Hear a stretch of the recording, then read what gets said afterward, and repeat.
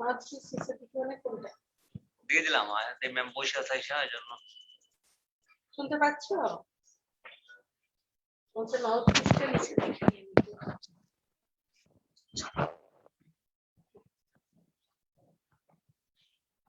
শোনা যায় এখন?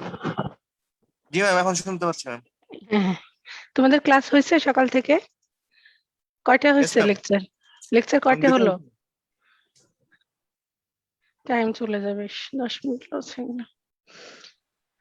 আচ্ছা, আমি কতদিন কি কিন্তু ওরা শেষে অনেক হয়ে যাবে, পার্সেন্টেজ দিবে। তোমাদের গত ক্লাসে কতজন ছিল? কিন্তু কাউকে একটু থাকতে বলেন। আচ্ছা, তোমরা গত ক্লাসে কতজন ছিলা?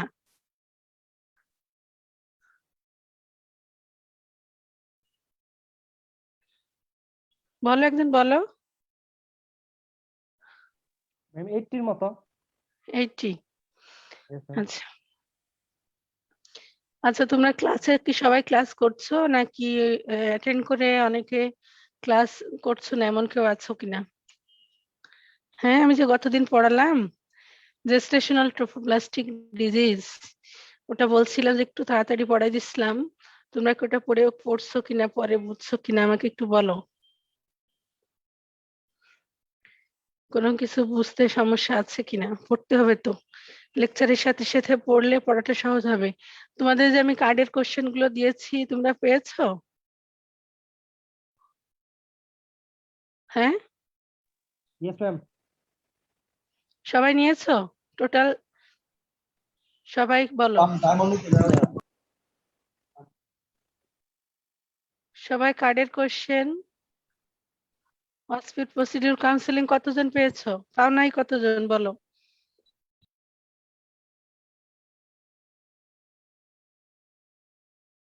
হ্যাঁ,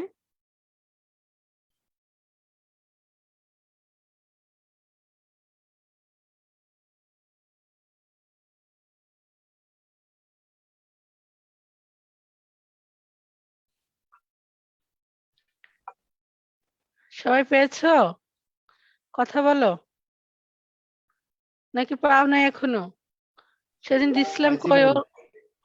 হ্যাঁ ম্যাম, কয়েকজন শুধু ফটোকপি করে না, বাকি ফরেনাররা তো ম্যাম আরো অনেকজন তো ম্যাম বাসায়, ওদেরকে ম্যাম বলছি যে আজকে মানে ইয়া করে দিয়ে দিব আর তোমরা দিয়ে ছবিগুলো দাও, ম্যাম ওরা ওখান থেকে PDF হার্ড বানায় কপি বের দিয়ে দিব। করে নিক। ওরা হার্ড কপি বের করে নিক, বুঝছো না? তোমরা ওই সিস্টেম করে দিয়ে দাও। এখন থেকে লেকচারের সাথে সাথে তো পড়তে ম্যাম হবে ওগুলো। ইয়েস এই ম্যাম, জন্য তো ম্যাম হার্ড কপি তো আর ওরা নিতে পারবে না ম্যাম এখন, কারণ এর জন্য না, ম্যাম যে সফট কপি PDF বানায় দিয়ে দিব না। পিডিএফ বানিয়ে দিয়ে দাও, ওরা ওখান থেকে বের করে নিক। হ্যাঁ, ঠিক আছে, ইয়েস এখনই ম্যাম। পড়তে হবে। আমি যে তোমাদের জেস্টেশনাল ট্রোফোপ্লাস্টিক ডিজিজ পড়ালাম, ওইটা কেউ পড়ো নাই? পরীক্ষার সময় তো কিছু পারবে না এখন সাথে সাথে না পড়লে। পড়তে হবে তো। অনলাইন ক্লাস, বাসায় বসে শুধু ক্লাস করবা আর এগুলো পড়বা, নাইলে কোনো লাভ হবে না। পরীক্ষার সময় সব ভুলে যাবে। কারোর কোনো প্রবলেম আছে বলো, যদি না বুঝে থাকো। হুম, কিছু বলো, নাকি এমন টপিক শুরু করব?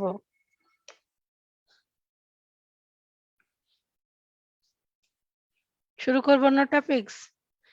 না এটা নিয়ে একটু পড়া ধরা উচিত তো, নাইলে তো তোমাদের লাভ হবে না। আমি ক্লাস নিব, তোমাদের কোনো বেনিফিট যদি না হয় তাহলে তো আমার ক্লাস নিয়ে কোনো লাভ নেই, তাই না? এই জিনিসটা পড়তে হবে একটু। আচ্ছা, এখন আমি শুরু করে দিলাম নাকি বলো? আর ওয়েট করার দরকার আছে?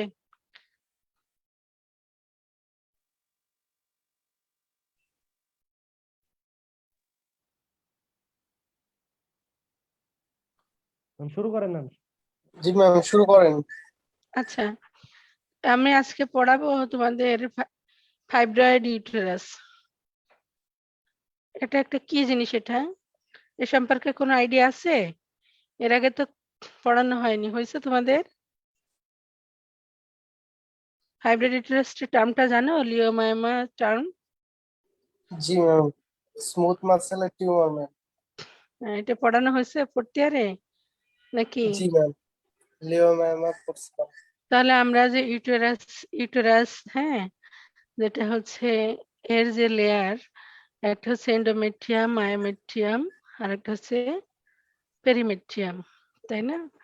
এই জি যে ম্যাম। মায়োমেট্রিয়াম যে স্মুথ মাসেল তৈরি, এই স্মুথ মাসেলের টিউমার, এজন্য এটাকে বলা হচ্ছে মায়োমা, কেউ বলছে লিওমায়োমা, কেউ বলছে লিওমায়োমা, কেউ বলছে ফাইব্রয়েড ইউটেরাস।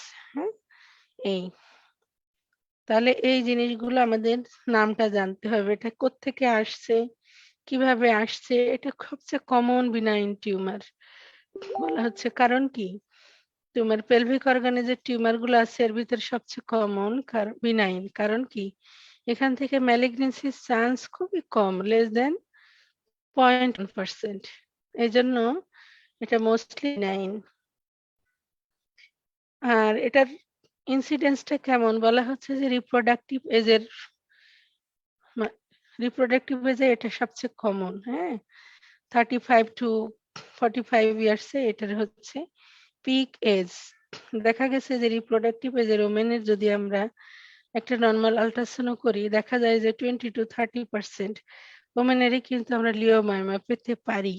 আবার এই লিওমায়োমা আবার বলা হচ্ছে 75% অ্যাসিমটোমেটিক। তার মানে আমি রুটিন আল্ট্রাসাউন্ড করলে পাবো পেশেন্টের সিমটম নাই, কিন্তু আমি একটা অন্য কারণে আল্ট্রাসাউন্ড করেছি, পেতে পারি। যার কোনো সিমটম নাই, একটা আল্ট্রাসাউন্ডের ডায়াগনোসিস, সেখানে কিন্তু কোনো ট্রিটমেন্টই লাগে না, বলা হচ্ছে এক্সপেক্টেন্ট 70, নো সিমটম নো ট্রিটমেন্ট, জিনিসটা এমন। তাহলে আমরা একটা ডায়াগনোসিস হলেই যে খুব ভয় পেয়ে যাবো যে টিউমার, ক্যান্সার হয়ে যাবে, এমন কিছু না। লেস দেন 0.1% এখান থেকে তোমার ম্যালিগনেন্সির চান্স থাকে, তাহলে নেগলিজেবল। ঠিক আছে, তাহলে এখানে কাদের হয় এটা, একটা তো বললাম যে ইনসিডেন্স কাদের বেশি হচ্ছে, আর প্যারিটি নালিপ্যারাস ওমেন অথবা long period of subfertility infertility এরকম। হ্যাঁ, ইউটেরাসে বলা হচ্ছে, এটাকে বলা হতো না একটা জরায়ুর কান্না, যে স্মুথ মাসেল তো ইউটেরাসের ভিতরে অনেকদিন সে হচ্ছে ফার্টিলিটি হচ্ছে না, তাদের ইউটেরাসটা মনে করে যে তার এটা বাচ্চা, এরকম মনে করে সে একটা টিউমার ধারণ করে, এরকম বলা হতো আগে। এই জন্য এটা সাবফার্টাইল ওমেন অথবা যাদের এজ অফ লাস্ট চাইল্ড অনেক বেশি, কিছু দেখা গেছে যে নালিপ্যারা যাদের বাচ্চা কাচ্চা নাই তাদের কমন, আবার দেখা গেছে যে তাদের এজ অফ লাস্ট চাইল্ড অনেক বেশি, সেখানে এই টিউমার গুলো হয়। ঠিক আছে, এই গেল এজ, ইনসিডেন্স, প্যারিটি, এজ। তারপরে হচ্ছে রেস কাদের বেলা হচ্ছে আফ্রিকান, এটা হচ্ছে বলা হচ্ছে ব্ল্যাক যে রেস গুলো না সেখানে এটা কমন, হাইপার স্ট্রোজেন কন্ডিশনে এটা কমন থাকে, ফ্যামিলিয়াল টেন্ডেন্সি থাকে, ফ্যামিলিয়াল ফ্যামিলিয়াল কিন্তু এটা, ঠিক আছে, ফ্যামিলি সেজন্য ইম্পর্টেন্ট। আর যদি কোনো এই হাইপার স্ট্রোজেনিক কোনো কন্ডিশন থাকে সেখানে আমার এগুলো হচ্ছে আমার রিস্ক ফ্যাক্টর। আর প্রোটেক্টিভ ফ্যাক্টর কোনটা, জাস্ট উল্টা, যাদের মাল্টিপ্যারিটি। তারপরে আর্লি মিনার্কি, রিস্ক ফ্যাক্টরের ভিতর বলা হচ্ছে আর্লি মিনার্কি যদি কারোর হয়। হ্যাঁ, আর প্রোটেক্টিভ ফ্যাক্টর জাস্ট উল্টা, মাল্টিপ্যারিটি। তারপর হচ্ছে early menopause, early menarche, late menopause, এটা হচ্ছে রিস্ক ফ্যাক্টর। আর প্রোটেক্টিভ ফ্যাক্টর যেটা হচ্ছে সেটা হচ্ছে যদি কারোর আর্লি মেনোপোজ হয়ে যায়, মাল্টিপ্যারিটি যদি হয়, জাস্ট উল্টা, এভাবে মনে রাখতে হবে। তারপরে হচ্ছে ব্ল্যাক রেস, এদের রিস্ক ফ্যাক্টর, এরা রিস্কি। আর প্রোটেক্টিভ ফ্যাক্টরের ভিতরে আর কি কি আছে, যদি কেউ কম্বাইন্ড ওরাল কন্ট্রাসেপটিভ নিয়ে থাকে, স্মোকিং, লেট মেনার্কি, এগুলো, তাহলে দেখো স্মোকিং কিন্তু ফাইব্রয়েডের জন্য একটা প্রোটেক্টিভ ফ্যাক্টর। রিস্ক ফ্যাক্টর আমরা পড়েছি যে increasing age 35 to 45 years, early menarche, nulliparity, obesity, PCOS, hyperestrogenic state, black women, আর যারা হচ্ছে ফ্যামিলি হিস্ট্রি এবং হাই ফ্যাট ডায়েট যারা খায় তাদেরকে। কেন হচ্ছে এদেরকে বেশি, ওই যে বলা হচ্ছে যে হাইপারস্ট্রোজেনিক কন্ডিশন, ওবেসিটি, পিসিওস, হ্যাঁ, সবারই দেখা গেছে হাইপারস্ট্রোজেনিক কন্ডিশন। এই তাহলে আমাদের রিস্ক ফ্যাক্টর, প্রোটেক্টিভ ফ্যাক্টর। আর এটার কারণ হিসেবে অরিজিন কোত্থেকে আসলো বলাই হলো যে এটা আসছে হচ্ছে, এটার ইটিওলজি কিন্তু জানা যায়নি, স্টিল রিমেন আনক্লিয়ার, কিন্তু হাইপোথেসিসে বলছে যে এটা হচ্ছে স্মুথ মাসেল, যে সেখানে নিওপ্লাস্টিক হয়, প্রলিফারেশন হয়। ঠিক আছে, it arises neoplastic single smooth muscle cell of myometrium. এখান থেকে নিওপ্লাস্টিক ট্রান্সফরমেশন হয়, এটা কিভাবে হচ্ছে, স্টিমুলাসটা কোত্থেকে আসছে সেটাও কিন্তু জানা যায় নাই। কিন্তু এখানে কিছু বলা হচ্ছে যে দেখা গেছে যে ক্রোমোজোমাল যদি কোনো অ্যাবনর্মালিটি থাকে, অথবা যদি কোনো পলিপেপটাইড গ্রোথ ফ্যাক্টরের কিছু রোল আছে। এখন ক্রোমোজোমাল অ্যাবনর্মালিটির ভিতরে কি কি বলা হচ্ছে যে এখানে রিঅ্যারেঞ্জমেন্ট এবং ট্রান্সলোকেশন হয় দুই তিনটা ক্রোমোজোমের মাঝখানে। দেখা গেছে যে 40% কেসে বলা হয় যে ক্রোমোজোমাল অ্যাবনর্মালিটি থাকে, যেমন ক্রোমোজোম 7 অথবা ক্রোমোজোম 12, এদের মাঝখানে কিছু কিছু অ্যাবনর্মালিটি দেখা গেছে এই ক্রোমোজোম গুলাতে, রিঅ্যারেঞ্জমেন্ট, ডিলিশন, এগুলো। আবার অথবা সোমাটিক মিউটেশন, যে মায়োমেট্রিয়াল সেলে সোমাটিক মিউটেশন, সেটার জন্যও কিন্তু এই আনকন্ট্রোল সেল প্রলিফারেশন হয়। আরেকটা বলছে বিভিন্ন গ্রোথ ফ্যাক্টর, যেটা polypeptide, epidermal, insulin like growth factor, transforming growth factor, এগুলো ডিরেক্টলি অথবা ইস্ট্রোজেনের মাধ্যমে যে লিওমিয়াম আছে এটার গ্রোথটাকে স্টিমুলেট করে। তাহলে এই হচ্ছে আমাদের বেসিক জিনিস, যে একটা টিউমারটা কিভাবে আসছে, কাদের হচ্ছে, কাদের রিস্ক ফ্যাক্টর, কারা হচ্ছে প্রোটেক্টিভ গ্রুপ, কোন কারা, রিস্কি গ্রুপ কারা। এখন এই টিউমারের কিছু বলা হচ্ছে যে কোথায় হয়, একটা ইউটেরাসের বডিতে হয়, একটা সার্ভিক্সে হয়। হ্যাঁ, এখন বডিতেই বেশি হয়, সার্ভিক্সে বলা হচ্ছে মাত্র 1 to 2%, বডিতেই বেশি ক্লাসিফিকেশন। এটার আবার কিছু কিছু আছে যে বডিতে যেটা হচ্ছে এটা স্মুথ মাসেল টিউমার, তাই না? তাহলে মায়োমেটিয়ামের ভিতরে হচ্ছে ইন্ট্রামুরাল, তাহলে মেইনলি হচ্ছে কিন্তু ইন্ট্রামুরাল ফাইব্রয়েড। হ্যাঁ, বাদ বাকি 75% বডিতে, ধরো বডির কথা আগে বলতেছি, 75% হবে ইন্ট্রামুরাল। এখন বলা হচ্ছে যে মেইনলি, এটা তো আমি পড়ে বললামই যে স্মুথ মাসেল টিউমার, তাহলে এই যে স্মুথ মাসেল টিউমার মায়োমেট্রিয়ামে হইলো, ইন্ট্রামুরাল টিউমার হইলো, এই টিউমার গুলো কেউ কেউ ফোর্সফুলি আউটসাইডে যায়, কিছু কিছু ভিতরের সাইডে চলে আসে। যেগুলো আউটসাইডে চলে যায় সেটা হয় সাবসেরাস ফাইব্রয়েড, আর যেটা ভিতরের দিকে আসে সেটা হয় সাবমিউকোজাল ফাইব্রয়েড, কিন্তু সেগুলোর ইনসিডেন্স খুব কম। ঠিক আছে, তাহলে যেটা সাবসেরাস সেটা বলা হচ্ছে 10%, আর যেটা সাবমিউকাস সেটা 5%, আর ইন্ট্রামুরালি যেটা 75। তাহলে দেখো সাবমিউকাস ভ্যারাইটি কিন্তু কম, অনেক লেস কমন, অনলি 5, সাবসেরাস 10, কিন্তু এই সাবমিউকাস ভ্যারাইটিটা সবচেয়ে বেশি সিমটম প্রডিউস করে। কারণ কি, এটা একদম এন্ডোমেট্রিয়াম সাবমিউকাস, মিউকোজাল লেয়ারের কাছে কাছে থাকে, এই জন্য এটা সিমটম প্রডিউসিং। সাবমিউকাস ভ্যারাইটি, এখানে পেইন, ডিসমেনোরিয়া হইতে পারে, ছোট একটা পলিপ হয়ে এসে বেরিয়ে আসতে পারে, এই জন্য এখান থেকে ডিসমেনোরিয়া হইলো, পলিপয়েডাল চেঞ্জ হলো, অথবা সারফেস এরিয়া বড় করে এখানে আমার মেনোরেজিয়া, বিভিন্ন কমপ্লেইন গুলো আসবে আস্তে আস্তে। সাবমিউকাস ভ্যারাইটি সিমটম প্রডিউস করে বেশি, কিন্তু ইনসিডেন্সটা কম, অনলি 5, আর যেটা ইন্ট্রামুরাল 75, আর যেটা সাবসেরাস ভ্যারাইটি সেটা আমাদের সিমটম প্রডিউস তেমন করে না বললেই চলে। যদি কোনো সাবসেরাস পেডাঙ্কুলেটেড ফাইব্রয়েড হয় তখন আমার কিছু প্রেশার সিমটম অথবা পাউস অফ ডগলাস ইম্প্যাক্ট হয়ে কিছু সিমটম প্রডিউস করতে পারে। এই আচ্ছা, সার্ভাইকাল যে ফাইব্রয়েড, এখানে বলা হচ্ছে সাবসেরাস ফাইব্রয়েড, যেটা সাবসেরাস মানে কি, এটা বললাম না যে বাইরের দিকে, একটা হচ্ছে স্মুথ মাসেল আর একটা হচ্ছে পেরিমেট্রিয়াম, বাইরের দিকে এসে পুশ করে চলে যায়, আর যদি ভিতরের দিকে পুশ করে চলে আসে সেটা হচ্ছে সাবমিউকোজাল। এই যে বাইরের দিকে আউটওয়ার্ডস, ইউটেরাস তো একটা চাই সব সময় কন্টাক্ট করে একটা ফরেন বডি থাকলেও বের করে দিতে, সে পুশ করতে করতে দেখা যাচ্ছে ভিতরের দিকে যেটা চলে যায় সেটা সাবমিউকোজাল ভ্যারাইটি, দেখা যাচ্ছে পলিপয়েডাল চেঞ্জ হয়ে সারফেস নেক্রোসিস, আলসারেশন, পলিপয়েডাল চেঞ্জ হয়, পলিপ হয়ে বেরিয়ে আসে। আর যেটা বাইরের দিকে যায় সেটা আবার কয়েকটা চেঞ্জ হয়। হ্যাঁ, সেটা দেখা যাচ্ছে সাবসেরাস ভ্যারাইটি আবার কয়েকটা চেঞ্জ হয়, সেটার ভিতরে ধরো পুশ করতে করতে যদি in between 2 layers of the broad লিগামেন্টের ভিতরে চলে যায় সেটা ব্রড লিগামেন্ট ফাইব্রয়েড হিসেবে থাকে। আর একটা হচ্ছে ওয়ান্ডারিং ফাইব্রয়েড যেটা প্যারাসাইটিক। এখানে যে পেডিকুল হয়, পেডিকুলটা ডিটাচড হয় হয়ে সারাউন্ডিং ওমেন্টাম মেসেন্ট্রিক এর ভিতরে হয়ে ওখানে একটা সার্কুলেশন এস্টাবলিশ সে থেকে যায়, ওটাকে বলা হয় ওয়ান্ডারিং ফাইব্রয়েড। তাহলে এই ফাইব্রয়েড গুলো এইভাবে আমাদের ক্লাসিফিকেশনটা হয়, যেটা বডিতে হয়। বুঝতে পারছো? এইটুকুন বুঝছো কিনা বলো। হ্যাঁ, টাইপটা বুঝেছ? আমি যেটা বুঝালাম মেইনলি হচ্ছে ইন্ট্রামুরাল স্মুথ মাসেল টিউমার। তো ইন্ট্রামুরাল হলো মেইনলি, কিন্তু সে আলটিমেটলি পুশ করছে ইউটেরাসের ভিতরে, ধরো একটা স্মুথ মাসেল, একটা টিউমার, একটা ফরেন বডি, তো সে কিছু কিছু পুশ করতে করতে করতে কিছু বাইরের দিকে চলে গেল, সেটাকে আমরা বলছি সাবসেরাস।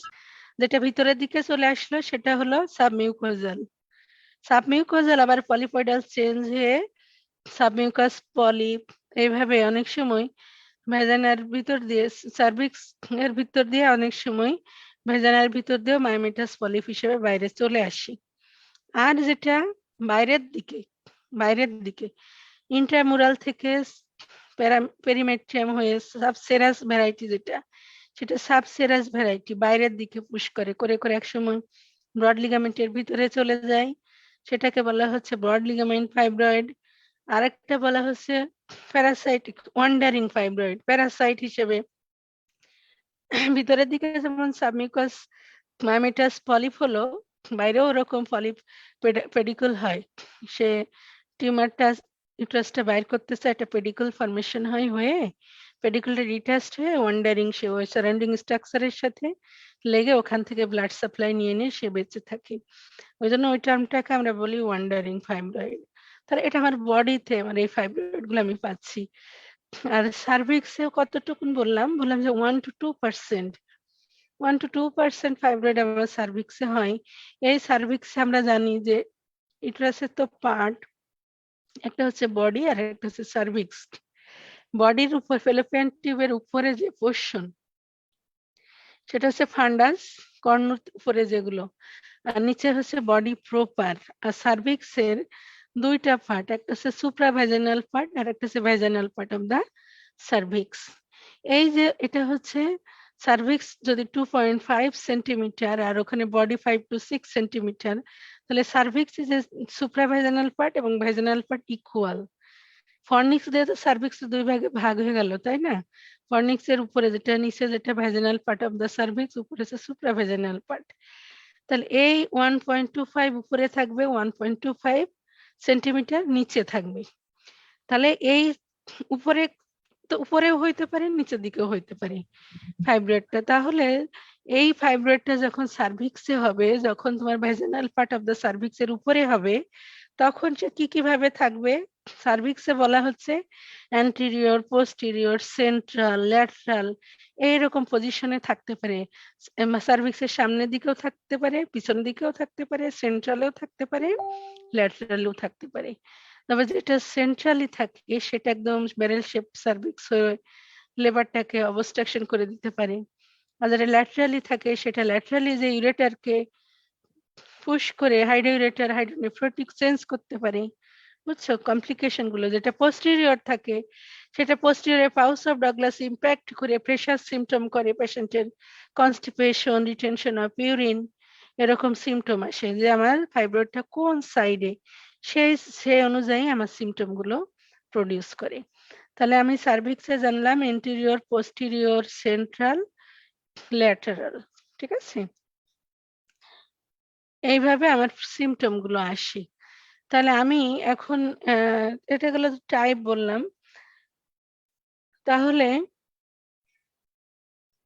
আমাদের ভেজানাল পার্টে যে ফাইব্রয়েড গুলো হয় সেগুলো কিন্তু পেডাঙ্কুলেটেড বেশি হয়, কারণ পেডাঙ্কল ওখানে তো একটি স্পেস পাই, সে ওকে মনে করে বের করতে চেষ্টা করে, পুশ করতে করতে একটা পলিপ আকারে সে একটা পেডাঙ্কুল হয়।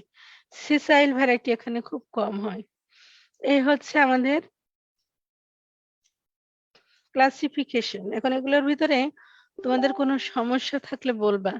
হ্যাঁ, ইসলাম আছে, এখনো আছে, এখন টাইম একটু পরে তো আউট হয়ে যাবে, একটু থাকতে হবে আমার মনে হয়। তাহলে এখন এই যে ফাইব্রয়েড ইউটেরাস সেকেন্ডলিওমা আমরা যেটা বলছি, এটা তো ইস্ট্রোজেন ডিপেন্ডেন্ট টিউমার। এটার সাথে কিছু আমরা রিস্ক ফ্যাক্টর কিন্তু পড়ে আসছি, হাইপার ইস্ট্রোজেনিক কন্ডিশন, যেমন ওবেসিটি, হ্যাঁ, লেট মেনোপজ, তারপরে হচ্ছে তোমার hyper oestrogenic PCOS, polycystic ovarian syndrome. এগুলো কেসে কিন্তু আমাদের ফাইব্রয়েড ইউটেরাসটা বেশি হয়। কিন্তু তাহলে এর সাথে অ্যাসোসিয়েটেড কিছু কন্ডিশন থাকে। যেহেতু হাইপার ইস্ট্রোজেনিক কন্ডিশন, তাহলে আমার সেই কন্ডিশন গুলো কি কি থাকে? একটা পেশেন্টের ফাইব্রয়েড ইউটেরাস আছে, তার তো ইস্ট্রোজেন বেশি বডিতে, তাহলে আদার্স ইস্ট্রোজেনিক এনভায়রনমেন্ট এর সাথে অ্যাসোসিয়েটেড থাকতে পারে। সেগুলো কি কি? এন্ডোমেট্রিয়াল হাইপারপ্লাসিয়া, এন্ডোমেট্রিয়াল কার্সিনোমা, তারপরে তোমার হচ্ছে bilateral follicular cyst of the ovary, endometriosis. এগুলো কিন্তু আমার অ্যাসোসিয়েটেড কন্ডিশন। তোমাদের কোশ্চেন বুঝতে হবে এবং বলতে হবে। তাহলে অ্যাসোসিয়েটেড কন্ডিশন হচ্ছে 4টা, ঠিক আছে? তাহলে এইভাবে আমাদের মনে রাখতে হবে যে এই সমস্ত কন্ডিশনে ইস্ট্রোজেন লেভেল বাড়ে, হাইপারপ্লাসিয়া হয়, এন্ডোমেট্রিয়াল হাইপারপ্লাসিয়া, এন্ডোমেট্রিয়াল কার্সিনোমা, সবই কিন্তু হাইপার ইস্ট্রোজেনিজম। হ্যাঁ, ইস্ট্রোজেন প্রডিউসিং কোনো টিউমার অথবা হাইপার ইস্ট্রোজেনিক কন্ডিশনে এগুলো হয়। এই জন্য এই কন্ডিশন গুলো অ্যাসোসিয়েটেড থাকতে পারে। ফাইব্রয়েড আছে, সাথে endometrial hyperplasia, endometrial carcinoma, follicular cyst of the ovary এবং এন্ডোমেট্রিওসিস, এগুলো আমার অ্যাসোসিয়েটেড থাকতে পারে। আচ্ছা, এখন আমি এতক্ষণ বললাম, এখন ধরো আমি কিভাবে ডায়াগনোসিস করব আমার পেশেন্টের ফাইব্রয়েড ইউটেরাস যে হয়েছে? আমি তো বললামই তো 75% অ্যাসিম্পটোমেটিক থাকে, নো সিমটম, নো ট্রিটমেন্ট। তাহলে এদের ডায়াগনোসিস হলো আল্ট্রাসাউন্ড করছে, কোনো রুটিন কোনো প্রবলেমের জন্য ধরা পড়ছে। কারণ আমরা বলেই আসলাম যে 20% রিপ্রোডাক্টিভ এজে তুমি যদি করো 20 থেকে 30, 20 to 30 ইয়ার্স, 20% ওমেনেরই কিন্তু আমি ইউটেরাসে একটা ফাইব্রয়েড পেতে পারি।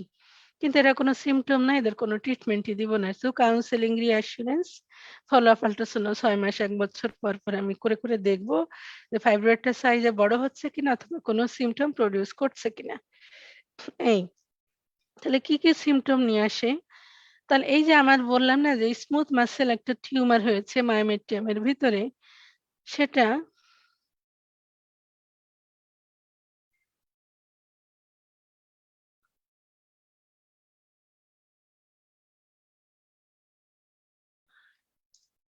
সেটা কি সিমটম করছে? তাহলে আমি জানি আমাদের একটা ইউটেরাসের যেটা 4 উইকস সাইজ ইউটেরাস থাকে, নলিফেরাস ওমেনের 4 weeks pregnant uterus, 4 weeks size একটা নর্মাল ইউটেরাস। হ্যাঁ, আর যেটা না প্যারাস লেডি যারা, তাদের 6 উইকস পর্যন্ত 4 to 6 উইকস সাইজ ইউটেরাস থাকে। তাহলে আমার এখানে একটা স্মুথ মাসেল টিউমার, সেখানে ইউটেরাসটা কিন্তু 24-28 উইক সাইজ পর্যন্ত অনেক সময় হয়ে যায় এই টিউমারটা বড় হয়ে হয়ে। ঠিক আছে, কারণ স্মুথ মাসেল টিউমার, এটা ইউটেরাসটা বড় হয় আস্তে আস্তে। এখানে তাহলে একটা পেশেন্টের আমরা জানি যে 12 উইকস পর্যন্ত ইউটেরাসটা যতই বড় হোক, সিমফাইসিস পিভিস এর উপরে আসতে 12 উইকস টাইম লাগে। সিমফাইসিস পিভিস এর লেভেল আসতে বলা হয় যে 12 উইকস। একটা প্রেগন্যান্সিতে 12 উইকস যখন হয়, তখন ইউটেরাসের হাইটটা থাকে at the level of symphysis পিভিস। তাহলে একটা ফাইব্রয়েডও সেম, যখন আমার অ্যাবডোমেনে প্যালপেট ইউটেরাস বড় হচ্ছে টিউমারে, তাহলে আমার মিনিমাম 14 উইকস সাইজ হতে হবে যদি আমি অ্যাবডোমেনে প্যালপেট করে পেতে চাই। হ্যাঁ, তাহলে তখন তার আগে কিন্তু আমি অ্যাবডোমেনে প্যালপেট করে পাবো না। তোমাদের পরীক্ষা অনেক সময় বলতে পারে যে তোমাদের কেসে থাকবে ফাইব্রয়েড ইউটেরাস, প্যালপেট করো তো। তাহলে আমার আগে জানতে হবে যে আমার কত উইক সাইজ। আমার 14 উইকস এর উপরে যদি আমার ফাইব্রয়েড হয় তাহলে আমি অবশ্যই পার অ্যাবডোমেনে একটা লাম্প পাবো। লাম্প, পেশেন্টের হেভিনেস থাকবে, হ্যাঁ, heaviness, lump in lower abdomen. এই আর এই যে বললাম যে প্রেশার সিমটম, যদি সে পোস্টেরিয়র ওয়ালে থাকে, যেটা পাউস অফ ডগলাস ইম্প্যাক্ট করলো, সেগুলো যদি থাকে সেখানে সিমটম, প্রেশার সিমটম থাকতে পারে। Constipation, retention of urine, frequency of micturition, এগুলো আমার সিমটম। আর কি সিমটম? মেইন সিমটম যেটা করছে সেটা এই যে আমি ইউটেরাসটা যে বড় হইলো, এগুলো তো অ্যাজ ইউজুয়াল বড় হওয়ার জন্য হেভিনেস, লাম্প, প্রেশার সিমটম। কিন্তু ইউটেরাসটা যে বড় হইলো নিচে, আমরা বললাম যে মায়োমেট্রিয়াম, এন্ডোমেট্রিয়াম সব তো বড় হচ্ছে, তাই না?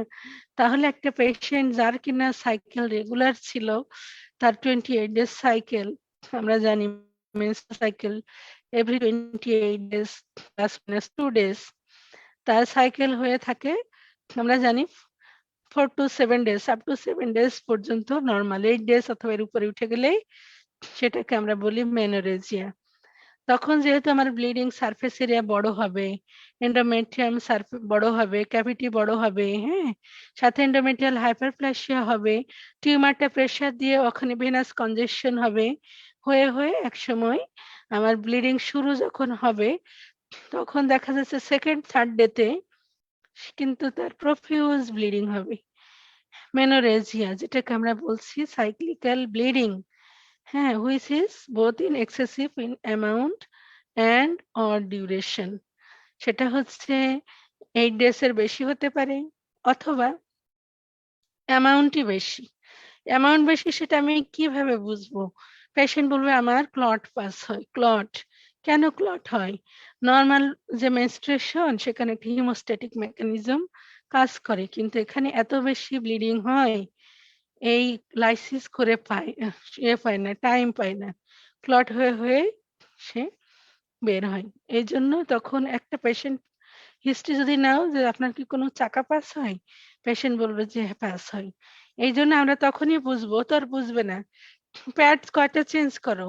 আগে একটা করতাম, এখন 4টা প্যাড চেঞ্জ করি, এখন 6টা প্যাড চেঞ্জ করি। এটা তো পেশেন্ট টু পেশেন্ট ভেরি করতে পারে, যে সেনসিটিভ সে একটু ব্লিডিং হলে প্যাড চেঞ্জ করে ফেলতে পারে, আর অনেকে আছে প্যাড ফুল সোকড হওয়ার পরে চেঞ্জ করলো। তাহলে আমরা এটা দিয়ে অত বুঝি না, তারপরেও একটা আইডিয়া করা যায়। কিন্তু তুমি যখনই বলবা যে পেশেন্টের ক্লট পাস হচ্ছে, তখনই আমি ধরে নিব তার নিশ্চয়ই কোনো হিমোস্ট্যাটিক মেকানিজমে প্রবলেম আছে। তাহলে পেশেন্ট বলবে যে আমার মেনোরেজিয়া। মেনোরেজিয়া তো বলতে পারবে না, বলে যে আমার শরীর দুর্বল হয়ে গেছে, আমার অনেক রক্ত যায়, হ্যাঁ, এগুলো কমপ্লেইন আসবে। ঠিক আছে? তো কেন তার হচ্ছে শরীর দুর্বল? সে অ্যানিমিক হয়ে যাচ্ছে, তার এত বেশি ব্লাড লস হচ্ছে, তার অ্যানিমিক হয়ে যাচ্ছে। এইগুলো সিমটম গুলো আমার কাছে নিয়ে আসবে। আর কি সিমটম নিয়ে আসতে পারে? ইনফার্টিলিটি, আমরা তো বললাম যে তার সাবফার্টিলিটি, ইনফার্টিলিটির একটা হিস্ট্রি থাকবে। তার কর্ণতে একটা ফাইব্রয়েড হয়েছে, ওখান থেকে স্পার্ম উঠতে পারছে না, অথবা এত বেশি টিউমার হয়েছে, টিউমার গুলো নডিউলার হয়ে হয়ে ইউটেরাসটাকে পুরা ডিস্টর্ট করে ফেলছে শেপ। নরমালি যে স্পার্ম যে অ্যাসেন্ড করবে আর করতে পারছে না, হ্যাঁ, নডুলার হয়ে এন্ডোমেট্রিয়াল ক্যাভিটি বড় হয়েছে, ইলংগেশন, ডিস্টরশন হয়ে হয়ে ওই দিক দিয়ে স্পার্ম উঠতে পারছে না, অথবা উঠলো কিন্তু কর্নুয়াল রিজনে একটা ফাইব্রয়েড হয়েছে।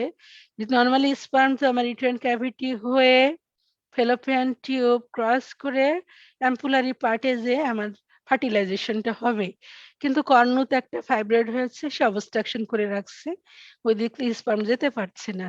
অথবা আমার দেখা গেছে যে ফেলোপিয়ান টিউবটাই ওখানে আমার একটা ব্রড লিগামেন্ট ফাইব্রয়েড হয়ে আছে, হ্যাঁ, ফেলোপিয়ান টিউবটা ডিস্টরশন করছে কিংবা ইলংগেশন করছে, কিংবা আমরা পড়ে আসলাম যে অ্যানোভুলেশন হয়, অ্যানোভুলেশন হাইপারস্ট্রোজেনিক কন্ডিশন অ্যাসোসিয়েটেড থাকে, এখানে অ্যানোভুলেশন হয়।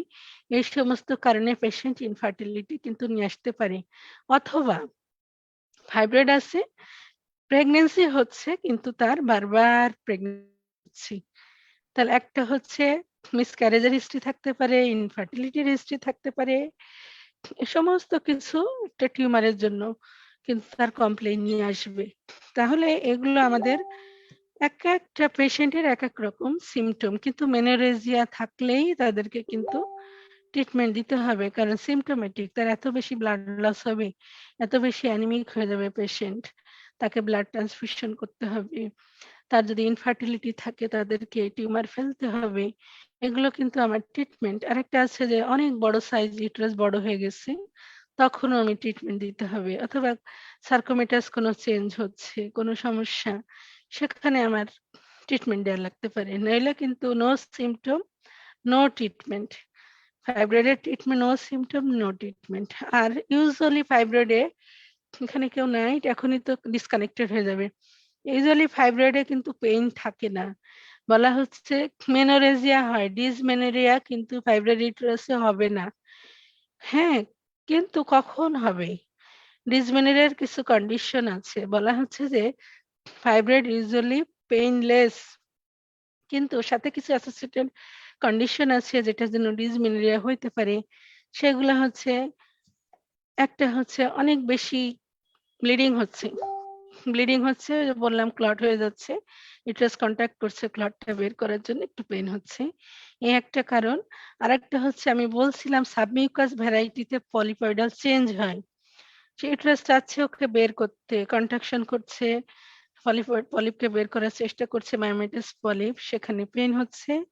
অথবা যে কর্নুয়াল ফাইব্রয়েড, একই কারণ, ফাইব্রয়েডটাকে সে চেষ্টা করছে। আর সাথে যদি কোনো এগুলোতে স্পাজমোটিক ডিসমেনোরিয়া হয়। আরেকটা বলছে congestive dysmenorrhea due to congestion, কনজেশনের জন্য পেইন হতে পারে।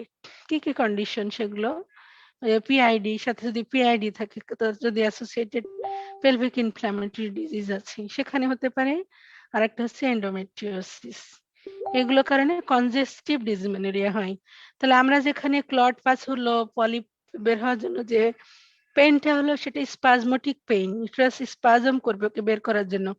আর যদি পিআইডি এন্ডোমেট্রিওসিস অ্যাসোসিয়েটেড আছে, সাথে আছে, সেটার জন্য কনজেশনের জন্য পেইন হবে। ফাইব্রয়েডের জন্য কিন্তু ইউজুয়ালি কোনো পেইন হবে না। এই জিনিসগুলো তোমাদের জানতে হবে। আর যদি সারফেস, এই যে তুমি submucous polyp, submucous fibroid polypoidal change হলো, হয়ে ওখানে একসময় ইসকেমিয়া হবে, নেক্রোসিস হবে, আলসারেশন হবে, হয়ে স্ল্যাপ আউট হয়ে হয়ে ওখান থেকে একটু একটু করে ব্লিডিং হবে, সেই টার্মকে আমরা বলি metrorrhagia, irregular acyclic bleeding from the uterus.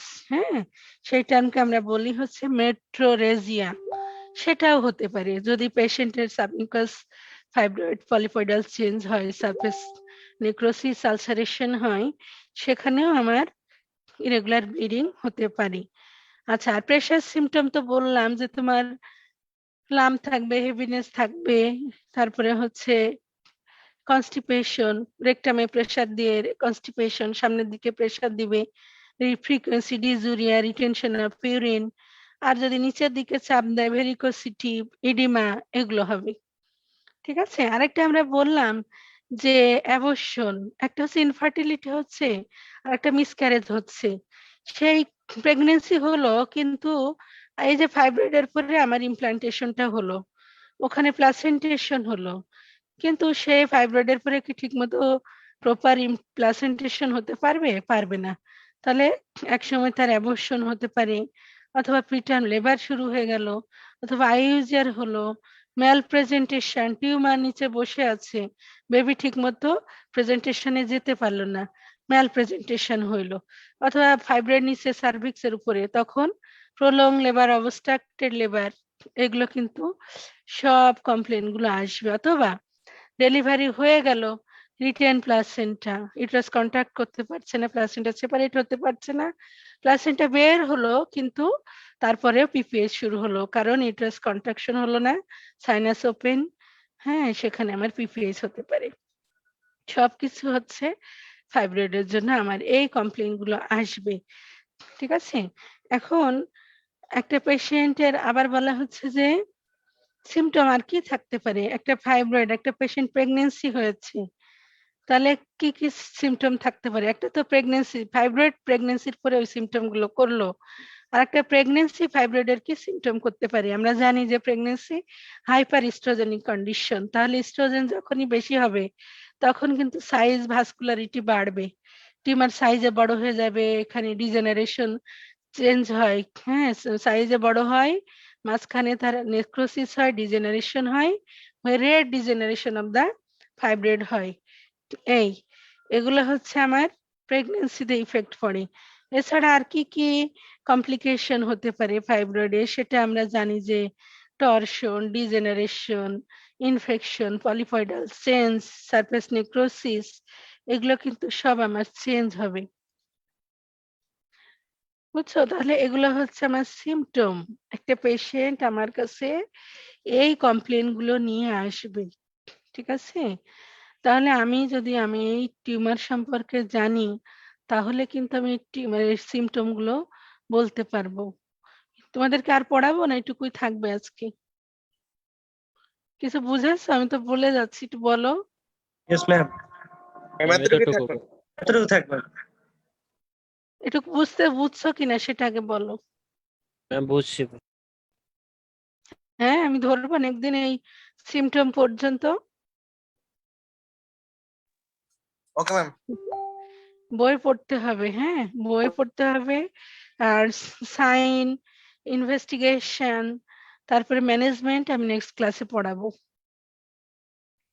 ঠিক আছে? জি ওকে ম্যাম। তাহলে তোমরা পার্সেন্টেজটা দিয়ে দাও। কয় মিনিট হয়েছে আমার লেকচার?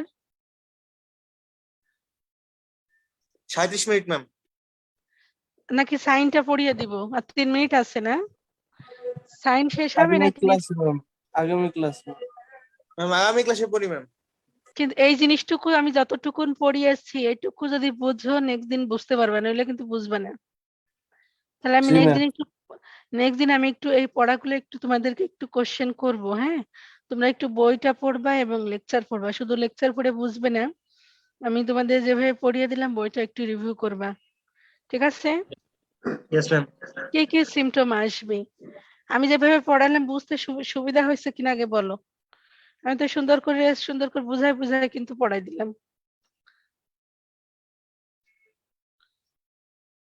বুঝতে পারছো নাকি শুধু কি করলাম? একটু পড়তে হবে, না পড়লে তো বোঝা যাবে না।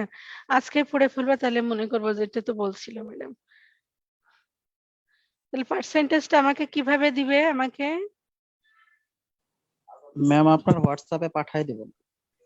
এখনই দিয়ে দাও, হ্যাঁ ইয়েস ম্যাম। ঠিক আছে। টোটাল আছো 78, ঠিক আছে। তোমাদের কিন্তু প্রতি মাসে পার্সেন্টেজ আমরা পাঠাচ্ছি, অতএব প্রতি সব ক্লাস কিন্তু করতে হবে, হ্যাঁ এই ঠিক আছে। থাকো, হ্যাঁ তাহলে আমি রাখতেছি তাহলে। ওকে আসসালামু আলাইকুম। হ্যাঁ হ্যাঁ চল আসসালাম।